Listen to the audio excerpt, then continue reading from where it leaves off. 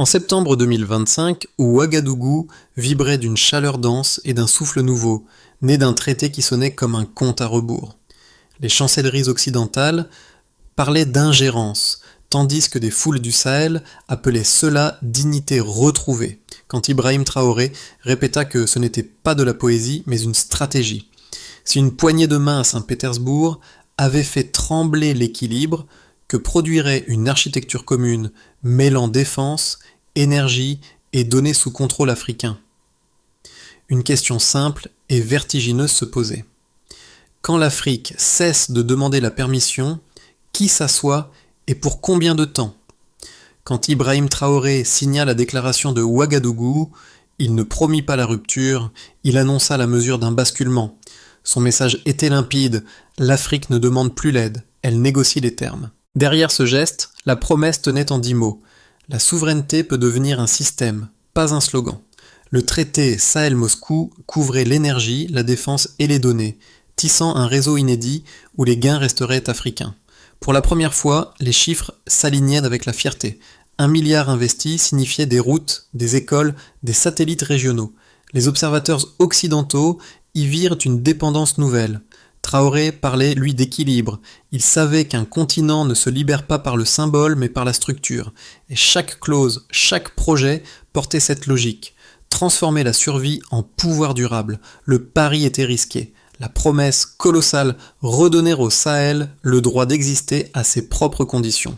Au cœur du palais présidentiel de Ouagadougou, sous des drapeaux rouges, verts et dorés, un moment décisif s'est produit. 3 signatures, Ibrahim Traoré, Assimi Goïta et Abdourahmane Tani, suffirent à déplacer les lignes de la planète. En quelques minutes, un continent passa du statut de spectateur à celui d'acteur. Le Traoré-Poutine Pact, évalué à 45 milliards de dollars, redessina les cartes du pouvoir mondial, coordination militaire, recherche nucléaire, technologie satellitaire, infrastructure, un tout intégré, baptisé bouclier africain.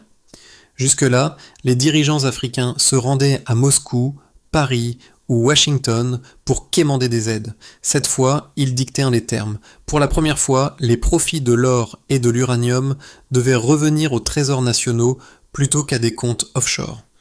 Le symbole dépassait la diplomatie. Il incarnait la naissance d'une souveraineté calculée. Les rues de Bamako et de Niamey s'embrasèrent de tambours et de chants. Les gens répétaient « L'Afrique est de retour ».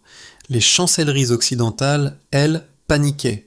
À Londres, on convoquait les analystes.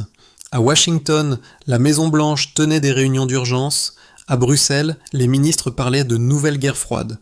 Mais pour Traoré, l'équation était claire. Ce n'est pas de la poésie, c'est une stratégie.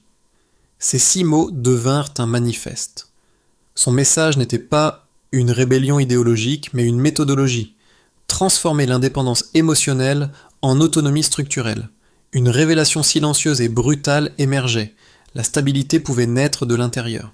Tandis que l'Occident parlait de risques géopolitiques, des marchés rouvraient au Sahel, des écoles rallumèrent la lumière, et des ingénieurs locaux formaient les premiers groupes de maintenance satellite. Derrière le traité se cachait une thèse simple.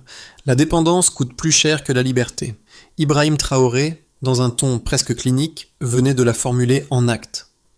Dans les premiers mois qui suivirent la signature, un réseau d'ingénieurs, d'officiers et d'économistes africains s'activa pour donner forme à la promesse. À Bamako, on vit s'élever les premiers centres de formation conjoints. À Niamey, les techniciens installèrent des stations radars issues du partenariat russo-africain. À Ouagadougou, les écoles polytechniques reçurent leur premier module de cybersécurité régionale. Sous l'objectif des caméras, Traoré demeurait impassible, préférant les bilans au discours. Ses proches racontent qu'il corrigeait lui-même les tableaux de progression énergétique ligne après ligne. Il voulait prouver que la souveraineté pouvait se mesurer, non se proclamer. Les effets se firent sentir plus vite que prévu. Des convois commerciaux reprirent les routes du Gao Corridor, les marchés de la capitale burkinabé regagnèrent leur vitalité, et les jeunes diplômés, autrefois tentés par l'exil, commencèrent à postuler pour des postes dans les nouvelles agences technologiques du Sahel. Les observateurs parlaient de miracle logistique. Traoré y voyait simplement la preuve que la coordination, vaut mieux que la dépendance. Dans les villages proches de Kaya, des générateurs hybrides alimentaient déjà les dispensaires. À Bamako, des ateliers d'artisans restaient ouverts la nuit, éclairés par des lampes solaires. Chaque réussite portait le même message discret. L'Afrique peut fonctionner sans permission. Le capitaine burkinabé n'offrait pas des slogans, mais une méthode. Bâtir des structures avant de brandir les symboles. Ce pragmatisme, que d'aucuns jugeaient franchement froid, devint la boussole d'une région décidée à se regarder enfin dans son propre miroir. Tout commença dans le silence. Pas un coup de feu, pas une annonce tonitruante, seulement des moteurs qui atterrissaient sur le tarmac brûlant de Ouagadougou, Bamako et Niamey. En quelques jours, le Sahel entra dans une nouvelle ère. Les avions russes déchargeaient des radars, des drones et des systèmes de communication chiffrés. À l'extérieur, les foules chantaient. À l'intérieur, Ibrahim Traoré observait les écrans s'allumer. Le 12 octobre 2025, les premières images du réseau satellitaire africain apparurent. Pour la première fois, des officiers africains contrôlaient leurs frontières avec des données africaines. L'impact psychologique fut immédiat. Des enseignants projetèrent en classe les flux radars pour montrer le jour où l'Afrique s'est vue elle-même. À Bamako, des vieillards pleuraient. À Niamey, les étudiants criaient dans la rue. Nous avons attendu cela 60 ans. Pendant ce temps, à Washington, la panique montait. Le Conseil de sécurité nationale publia un mémo classé « Urgence stratégique ». Le Pentagone redoutait un précédent, une alliance africaine autonome hors du contrôle occidental. Mais Ibrahim Traoré, imperturbable, déclara « La sécurité doit servir le peuple, pas les sponsors ». Ces mots devinrent la charpente morale du projet. Le bouclier africain coûta environ 1,2 milliard USD, soit moins de la moitié des dépenses annuelles du Sahel en sécurité externalisée. En 3 mois, les raids transfrontaliers chutèrent de 35%. Les routes commerciales rouvrirent. Dans le corridor de Gao, les marchés reprirent vie. Les économistes burkinabés baptisèrent ce phénomène le dividende de la dignité. Mais la montée fut suivie d'une onde de choc. L'Europe dénonça une militarisation opaque. L'OTAN parla d'un blackout stratégique. Pourtant, sur le terrain, les résultats étaient visibles. Plus de stabilité, moins de pertes civiles. L'Afrique ne cherchait pas la confrontation, elle expérimentait un modèle inédit, la sécurité endogène. À Paris, certains analystes prédirent un effondrement. À Ouagadougou, Traoré parlait déjà de la prochaine étape, l'énergie. La souveraineté politique ne vaut rien sans la souveraineté énergétique, affirma-t-il dans une allocution sobre. Ainsi naquit le programme Rosatom Energy Wave, destiné à produire une indépendance électrique totale d'ici 2030. Les experts furent d'abord sceptiques, mais dès février 2026, les premiers mégawatts issus de la centrale pilote du Niger alimentaient des hôpitaux du Sahel. Le symbole était clair. Après avoir sécurisé le ciel, l'Afrique s'éclairait elle-même. Les diplomates européens reconnurent en privé que le paradigme venait de basculer. Le tournant du récit ne résidait pas dans la puissance militaire, nurturant la psychologie collective. Pour la première fois depuis des générations, le continent agissait avant de réagir. Et au centre de cette équation, le nom d'Ibrahim Traoré s'imposait comme catalyseur d'une révolution mesurée. Une révolution sans armes, mais avec méthode. En un an, la dynamique du Sahel bascula d'une économie sous perfusion à un système en expansion maîtrisée. Avant le traité, les 3 nations, Burkina Faso, Mali, Niger, dépensaient près de 2,5 milliards de dollars par an pour des services de sécurité sous-traités à l'étranger. 12 mois après la mise en œuvre du bouclier africain, ces coûts chutèrent de 45%, économisant environ 600 millions USD annuels. Ces fonds furent redirigés vers les infrastructures, routes, écoles, hôpitaux et pôles numériques. C'était le premier indicateur tangible de la doctrine Traoré. La souveraineté produit de la valeur. Le taux d'électrification du Burkina Faso, historiquement figé sous les 40%, atteignit 82% fin 2026. Le doublement n'était pas un miracle, mais le fruit d'une planification.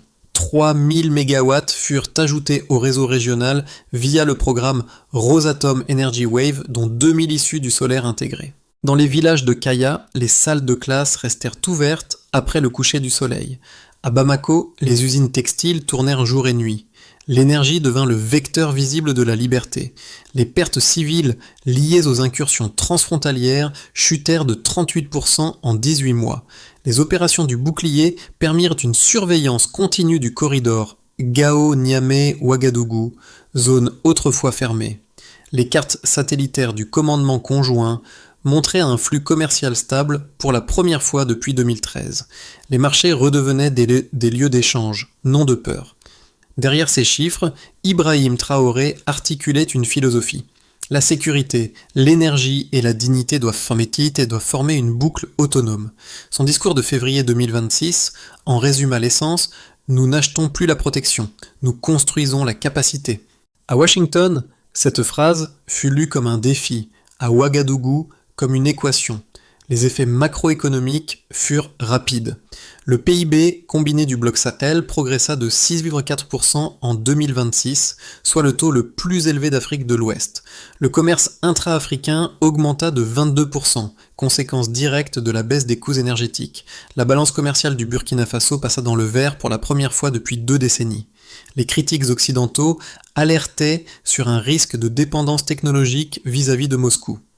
Traoré répondit calmement. Chaque accord comportait une clause de pleine propriété après 15 ans.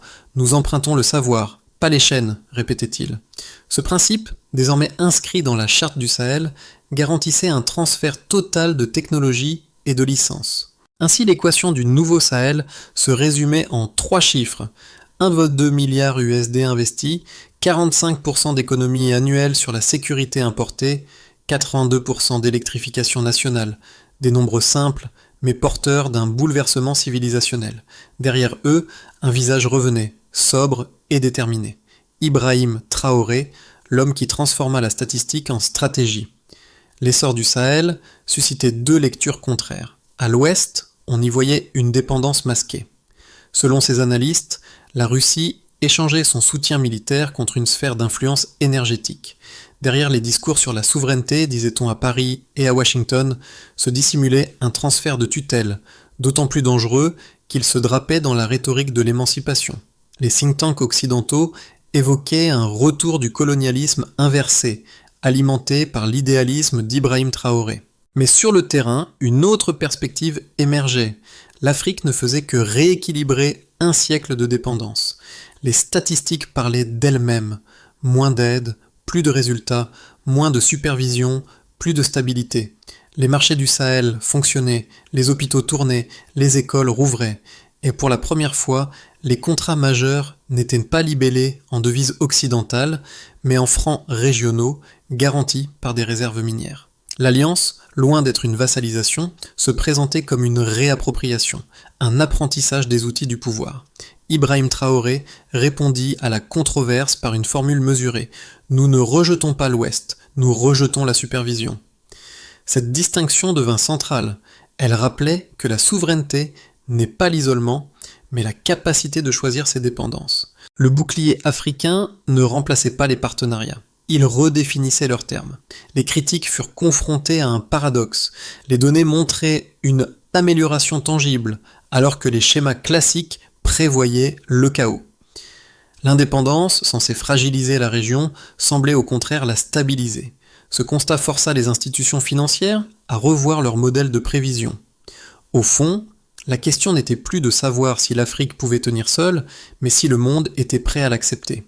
Et sur ce terrain, Ibrahim Traoré venait d'imposer une nouvelle grammaire du pouvoir. Sobre, efficace, irréversible. À la mi-2026, une prise de conscience émergeait. Le bouclier africain n'était pas seulement une alliance militaire, mais une infrastructure d'identité. Sous la houlette d'Ibrahim Traoré, le Sahel transforma sa défense en miroir social. Dans les salles de commandement de Ouagadougou, les écrans affichaient plus que des cartes. Ils montraient une conscience en formation. Les écoles diffusaient des signaux satellites en direct. Les élèves apprenaient la géographie à travers leurs propres données. Ce qui, ailleurs, relevait du secret d'État, devenait ici pédagogie publique. Cette transparence bouleversa les habitudes diplomatiques. L'Afrique cessait d'être observée. Elle s'observait elle-même. À Bruxelles et à Washington, les mots autonomie technologique commencèrent à remplacer aide au développement dans les notes internes. Les anciens paradigmes glissaient hors d'usage. Le cœur de la bascule tenait en une phrase. La souveraineté avait cessé d'être un discours pour devenir une interface. Ibrahim Traoré ne célébra pas la victoire. Il parla de vigilance. Chaque conquête exige son entretien. Derrière cette prudence, un message s'imposait. Le plus grand risque n'était plus la dépendance, ni la complaisance. Pour les États, le Burkina Faso, le Mali et le Niger consolidèrent une coopération budgétaire inédite. Le fonds de réserve mutuelle AES, capitalisé à 2,8 milliards d'USD, servit de filet de sécurité commun. Lorsqu'un membre subissait des sanctions, les autres répondaient en nature. Grains du Mali, uranium du Niger, logistique du Burkina. Cette solidarité transforma la vulnérabilité en levier politique. Dans les notes du Pentagone, l'expression « zone autonome » apparut pour la première fois. Pour les entreprises, la réduction de 45% des importations énergétiques libéra des liquidités réinvesties dans des zones industrielles. À Bamako, des ateliers textiles alimentés par l'énergie solaire employaient des centaines de femmes. À Ouagadougou, des startups développaient des outils de paiement adossés à des données satellitaires locales. Les partenariats, autrefois imposés, devinrent choisis. Les marges restaient africaines et non plus exilées. Les investisseurs asiatiques, séduits par cette stabilité nouvelle, injectèrent plus de 4 milliards d'USD supplémentaires entre 2026 et 2028. Pour les citoyens, dans les campagnes du Sahel, les effets furent presque physiques. Les dispensaires fonctionnaient de nuit, les écoles rouvraient après le coucher du soleil, les marchés restaient éclairés. Le taux de mortalité infantile chuta de 20% dans certaines provinces. Pour la première fois, des familles entières restaient au village au lieu de migrer vers la côte. Les radios locales parlaient de méthodes de renaissance lente. Ibrahim Traoré, lors d'une allocution radiodiffusée, déclara « Nous avons cessé d'attendre l'aide pour commencer à mesurer le progrès ». Sa voix, ferme et calme, traduisait une conviction simple. La dignité, lorsqu'elle devient mesurable, cesse d'être symbolique. Dans la région, au-delà du bloc Sahel, l'écho fut immédiat. En Côte d'Ivoire, au Ghana et en Tanzanie, des officiers observèrent les centres de commandement conjoints. Le modèle de souveraineté asymétrique, ainsi que le nommaient les analystes chinois, se propageait. Les chancelleries occidentales parlaient de effet domino. Mais sur le terrain, ce phénomène se lisait autrement, un apprentissage collectif. L'Union africaine, jusque-là prudente, lança une étude sur la mutualisation des satellites et des réseaux d'énergie. Pour beaucoup, c'était le signe que la souveraineté n'était plus un idéal continental, mais une politique publique. Ce nouvel ordre ne se résumait pas à un alignement militaire. Il traduisait un déplacement du centre de gravité. L'Afrique ne réagissait plus au monde, elle le redéfinissait à sa manière. Et dans chaque rapport, chaque graphique, chaque discours, un nom revenait comme un point fixe. Ibrahim Traoré, l'homme qui avait prouvé qu'un continent pouvait transformer la dépendance en compétence. Les diplomates appellent cela la zone d'incertitude. Pour Ibrahim Traoré, c'est simplement la suite logique d'une expérience en mouvement. À mesure que le Sahel s'émancipe, 3 trajectoires se dessinent pour les 12 prochains mois. Dans le scénario de base, le bouclier africain poursuit son intégration progressive. Le réseau énergétique Rosatom Energy Wave atteint 70% de couverture régionale. Les transferts de technologies se consolident. Les échanges intra-africains augmentent de 25%. L'Afrique conserve une posture d'équilibre. Partenaire de Moscou, mais non vassal. Les tensions avec l'Occident se normalisent par la force des résultats économiques. Ce scénario, le plus probable, consolide la souveraineté fonctionnelle sans rupture frontale. Dans un scénario optimiste, le modèle du Sahel s'étend à 6 nouveaux États observateurs, Ghana, Tchad, Guinée, Tanzanie, Angola et RDC. Un corridor ferroviaire et numérique reliant Ouagadougou, Bamako et Niamey entre en service pilote. Le bloc crée sa propre agence spatiale panafricaine, financée à 40% par des capitaux internes. Le taux de croissance du Sahel dépasse 7% et l'électrification rurale franchit 90%. Dans cette trajectoire, la doctrine Traoré devient une école. La souveraineté mesurée remplace l'aide conditionnelle comme paradigme continental. Dans un scénario pessimiste, les pressions extérieures s'intensifient. Campagne de désinformation, déstabilisation économique, sanctions ciblées Autant de leviers pour fissurer l'alliance. Les retards techniques du programme nucléaire accroissent la dépendance temporaire envers les partenaires russes. Si la coordination politique fléchit, la méfiance pourrait s'installer et réduire les gains obtenus. Le risque n'est pas l'échec, mais la fragmentation, l'usure interne des structures avant qu'elles ne se consolident. Ibrahim Traoré invite ses partenaires à une posture simple. Préparer le meilleur, absorber le pire, maintenir le cap. La souveraineté n'est pas un état fixe, c'est une discipline collective. Et dans un monde d'équilibre mouvant, la stabilité du Sahel pourrait bien devenir le laboratoire de la résilience mondiale. Dans les villages proches de Dori ou de Kaya, la lumière du soir éclaire désormais des visages qui, jadis, s'effaçaient avec le crépuscule. Des femmes dirigent des coopératives d'eau potable alimentées par l'énergie solaire. Des artisans réparent des pompes sans attendre les techniciens étrangers. Pour elles, la souveraineté n'est pas un mot, c'est une lampe qui reste allumée. Dans les villes, la jeunesse traduit la doctrine Traoré en gestes quotidiens. Des étudiants conçoivent des applications agricoles grâce aux données satellitaires locales.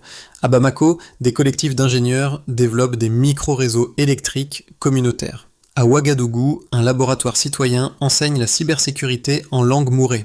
L'autonomie devient contagieuse, non imposée, mais imitée. Les effets psychologiques sont profonds. Pendant des décennies, les Africains se percevaient comme les bénéficiaires d'un monde organisé ailleurs. Aujourd'hui, ils se voient comme des acteurs de leur propre continuité. Les enseignants parlent d'un effet miroir, la fierté d'exister selon ses propres normes. Ibrahim Traoré, interrogé sur cette mutation, répondit simplement « Quand un peuple se regarde dans son propre écran, il n'a plus besoin de traduction ».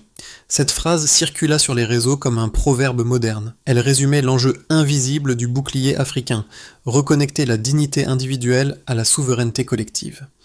Ce que les observateurs appellent réveil géopolitique est, pour ceux qui le vivent, une révolution intime. Elle ne passe ni par les armes ni par les slogans, mais par le sentiment tranquille que la lumière, enfin, vient de chez soi. Pour que le modèle du Sahel survive à l'euphorie initiale, Ibrahim Traoré exigea une méthode. Chaque État membre doit intégrer la doctrine AES dans son droit national avant fin 2027. Objectif : transformer une alliance politique en cadre juridique permanent. Les ministères de la Défense, de l'Énergie et de l'Éducation partagent désormais une base de données commune. Un indicateur AES Score, mis au point à Ouagadougou, évalue la part des budgets publics consacrés aux projets autonomes. Infrastructure, énergie, innovation. En dessous de 60%, le comité déclenche une aide technique interne. L'efficacité devient une norme collective. L'Académie nucléaire du Mali et l'Institut d'ingénierie du Burkina Faso doivent former, d'ici 2030, plus de 5000 techniciens certifiés. Ces jeunes, appelés les bâtisseurs du second cercle, sont le cœur logistique de la souveraineté. Le corridor ferroviaire Ouagadougou-Niamey-Bamako entre en phase 1 de construction en 2027. Il transportera autant les minerais que les données, créant une ceinture de savoir africaine. Le projet associe 10 entreprises locales et 3 partenaires neutres sans clause de tutelle. Tous les 12 mois, un audit régional indépendant publiera un rapport de souveraineté effective. Ibrahim Traoré insiste, ce qui n'est pas mesuré se dissout. Ainsi, la révolution sahélienne se traduit en protocole, non en promesse. Le pouvoir cesse d'être vertical, il devient mesurable, transmissible, reproductible. Le rêve d'autonomie se transforme en architecture. Sous le même ciel où tout avait commencé, les drapeaux du Sahel flottent à nouveau, usés mais droits. À Ouagadougou, les enfants lèvent les yeux vers les satellites qui croisent lentement la nuit. Pour eux, ces points lumineux ne viennent plus d'ailleurs. Ils racontent leur propre histoire. Dans un couloir du palais, Ibrahim Traoré observe une carte rétroéclairée du réseau énergétique régional. Chaque trait, chaque connexion représente des années de discipline. Il ne parle pas de triomphe, il parle de continuité, car dit-il souvent, la liberté qui n'apprend pas à durer finit par s'effondrer. La dernière phrase d'Ibrahim Traoré, prononcée sans emphase, résume tout. Nous ne cherchons pas la gloire, mais la solidité. Sous les arches lumineuses de Ouagadougou, la rumeur du soir se confond avec le bourdonnement des lignes électriques. Ce son discret mais continu est devenu la bande-son d'une ère nouvelle. Il ne s'agit plus seulement d'un projet politique, c'est un pacte social entre les générations. Les étudiants parlent de transmission, les anciens de réparation. Ensemble, ils nomment cela la souveraineté partagée. Les symboles changent aussi. L'uniforme militaire se mêle à la blouse d'ingénieur, la houe du paysan au clavier du programmeur. L'Afrique ne cherche plus à imiter. Elle assemble. C'est cette fusion lente et obstinée qu'Ibrahim Traoré appelle la liberté utile, une indépendance qui éclaire et nourrit. À mesure que le continent relie ses pôles, un principe simple s'impose. La collaboration n'est pas la dépendance, lorsqu'elle est choisie. Et sous les étoiles du Sahel, une question demeure douce mais insistante. Si l'Afrique peut se construire elle-même, que reste-t-il au monde à lui apprendre ?